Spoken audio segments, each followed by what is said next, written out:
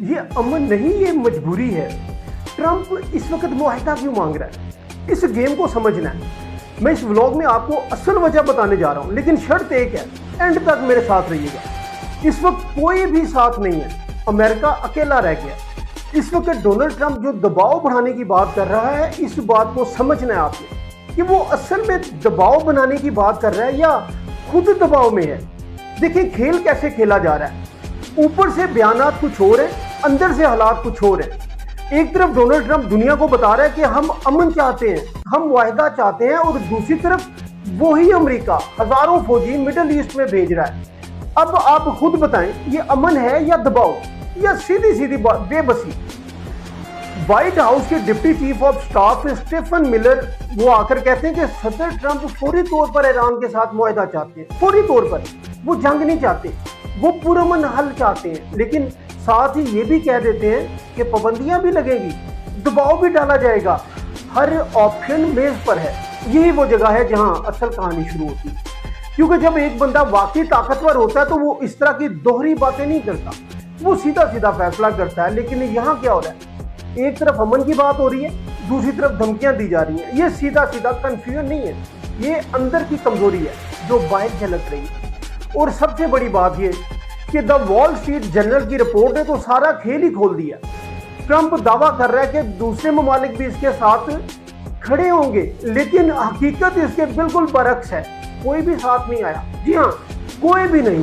اب ذرا یہ سین امیجن کریں، ایک سپر پاور جو ہمیشہ اتحادیوں کے ساتھ کھیلتی تھی آج اکیلی کھڑی ہے، تنہا تنہا، اور اوپر سے کہہ رہی ہے کہ ہم کامیاب ہو رہے ہیں۔ بھائی کامیابی ایسی ہوتی ہے کہ آپ اکیلے رہ جائیں۔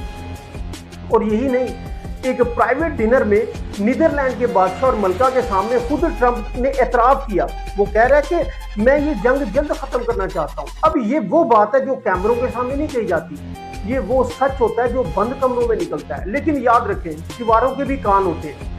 تو اب آپ تو خود ڈائس جوڑیں، اوپر سے کیا دکھایا جا رہا ہے، طاقت، دباؤ، دھمکیاں، اور اندر کیا چل رہا ہے، جلدی سے نکلنے کی کوشش، معاہدے کی خواہش اور حالات کو کنٹرول کرنے کی جدوجہد۔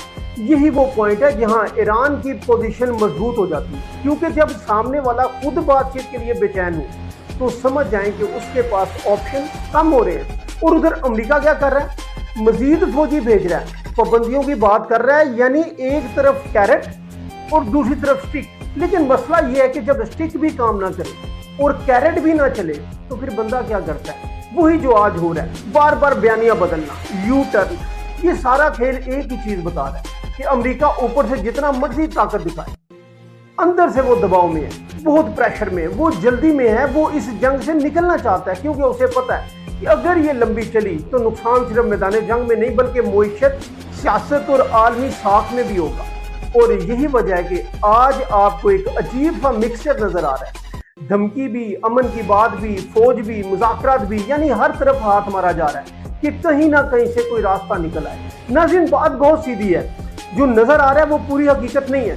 اصل حقیقت وہ ہے جو بیانات کے بیچ میں چھپی ہوتی ہے، جو بند کمروں میں کہی جاتی ہے اور جو رپورٹس کے ذریعے باہر آ جاتی ہے۔ اور آج جو کچھ سامنے آ رہا ہے وہ صاف صاف بتا رہا ہے کہ امریکہ اس وقت ایک مشکل کھیل میں پھنس چکا ہے، جہاں وہ اوپر سے تو مضبوط نظر آنے کی کوشش کر رہا ہے، لیکن اندر سے راستے ڈھونڈ رہا ہے، نئے سے نئے راستے ڈھونڈنے کی کوشش کر رہا ہے۔ اب سوال یہ ہے کہ کیا یہ واقعی امن کی کوشش ہے یا ایک ایسا راستہ جس سے عزت بچا کر باہر نکلا جا سکے؟ کمنٹس میں اپنی رائے لازمی دیجیے گا۔ ویڈیو اچھی لگی ہو تو اسے شیئر لازمی کیجیے گا تاکہ انفارمیشن ہر کسی تک پہنچ سکے۔ آج جن دوستوں نے ابھی تک ہمارا چینل سبسکرائب نہیں کیا وہ چینل کو سبسکرائب کریں تاکہ اس طرح کی مزید اپڈیٹس اور اندر کی باتیں آپ کو ملتی رہیں۔ اپنا بہت خیال رکھیے گا۔ اللہ حافظ۔